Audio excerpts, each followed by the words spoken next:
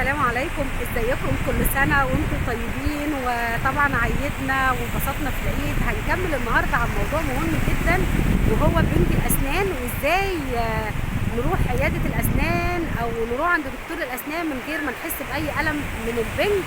بنج الأسنان هو حاجة مهمة جدا جدا، ووسيلة بنحاول فيها ان احنا نعمل اي عملية في طب الأسنان بدون ما المريض يحس بأي ألم، لأن السنة دي عبارة عن العصب بتاعها عبارة عن أوعية دموية وأعصاب ونهايات عصبية حساسة جدا.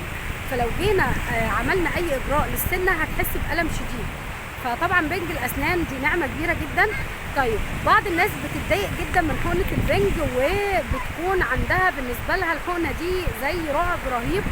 هقول لك على نصيحة حاول تعملها لما تروح عيادة الأسنان، إنك تطلب من طبيب الأسنان إنه يحط لك بنج موضعي.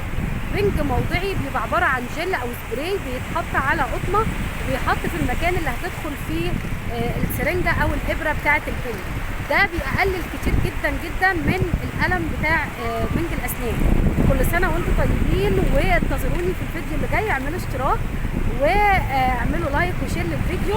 ازاي نخلي حقنة البنج بدون ألم، ازاي ناخد حقنة البنج في عيادات الأسنان بدون ألم.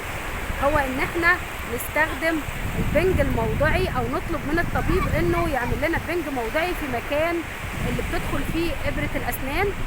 وهشرح لكم في الحلقات اللي جاية ازاي البنج بيشتغل، وازاي يعني نكون متعاونين مع طبيب الأسنان واحنا بناخد حقنة البنج.